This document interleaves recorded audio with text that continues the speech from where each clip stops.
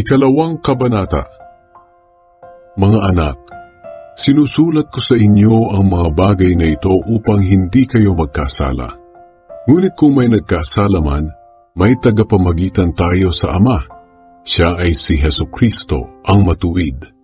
Siya ang ibinigay na handog para sa kapatawaran ng ating mga kasalanan. At hindi lang ng mga kasalanan natin, kundi pati na rin ng kasalanan ng buong mundo. Nakatitiyak tayong kilala natin ang Diyos kung sinusunod natin ang Kanyang mga utos. Ang nagsasabing nakikilala niya ang Diyos, ngunit hindi naman sumusunod sa Kanyang mga utos ay sinungaling at wala sa Kanya ang katotohanan. Ngunit sa sino mang sumusunod sa salita ng Diyos, lubos na natupad sa Kanya ang pag-ibig ng Diyos. At sa ganitong paraan natin malalaman na tayo'y nasa Kanya. Ang sino mang nagsasabing siya ay sa Diyos, dapat siyang mamuhay ng tulad ni Hesukristo. Mga minamahal, hindi bago ang ibinibigay kong utos na magmahalan kayo, kundi dati na.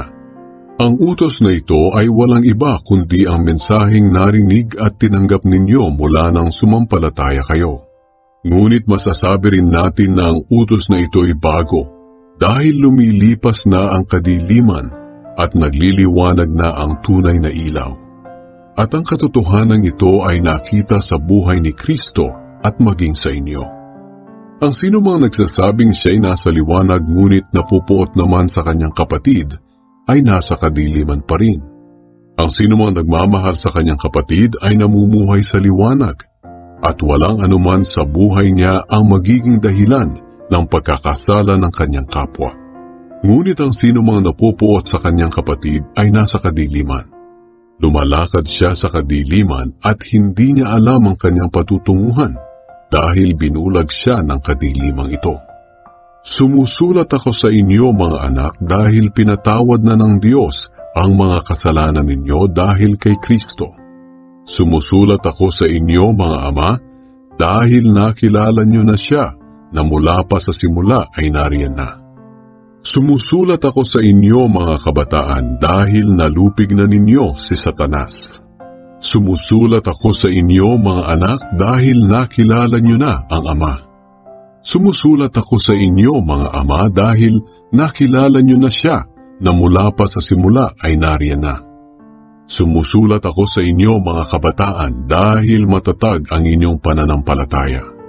Sinusunod ninyo ang salita ng Diyos at nalupig na ninyo si Satanas. Huwag ninyong ibigin ang mundo o ang mga makamundong bagay. Ang umiibig sa mga ito ay hindi umiibig sa Ama, sapagkat ang lahat ng kamunduhan, ang masasamang hilig ng laman, ang pagnanasa sa mga nakikita ng mata, at ang anumang pagmamayabang sa buhay ay hindi nagmumula sa Ama kundi sa mundo. Ang mundo at lahat ng bagay dito na hinahangad ng tao ay mawawala. Ngunit ang taong sumusunod sa kalooban ng Diyos ay mabubuhay magpakailanman. Mga anak, malapit na ang mga huling araw, at tulad ng narinig ninyo, malapit na ang pagdating ng Antikristo. Ngayon pa lang ay marami ng Antikristo, kaya alam nating malapit na ang mga huling araw. Kahit naging kasama natin sila noong una, hindi sila tunay na kabilang sa atin. Sapagkat kung tunay na kabilang sila, nanatili sana sila sa atin. Ngunit ang pagtiwalag nila ay nagpapakita na hindi talaga sila kabilang sa atin. Ngunit ipinagkaloob sa inyo ang banal na Espiritu, kaya alam ninyong lahat ang katotohanan. Sumusulat ako sa inyo hindi dahil sa hindi ninyo alam ang katotohanan, kundi dahil sa alam nyo na. At alam din ninyo na walang kasinungalingan na maaaring magmula sa katotohanan. At sino ba ang sinungaling? Ang taong nagsasabing hindi si Jesus ang Kristo. Siya ang Antikristo. Ayaw niyang kilalanin ang Ama at ang Anak. Ang taong hindi kumikilala sa Anak, hindi sumasa kanya ang Ama. Ngunit ang taong kumikilala sa Anak, sumasa kanya ang Ama. Huwag ninyong kalimutan ang mga natutunan ninyo mula pa noong una, upang patuloy kayong mamuhay ng may pagkakaisa sa anak at sa ama. Sa ganoon, mapapasa inyo ang ipinangako ni Kristo, ang buhay na walang hanggan. Isinusulat ko sa inyo ang tungkol sa mga taong nanlilinlang sa inyo.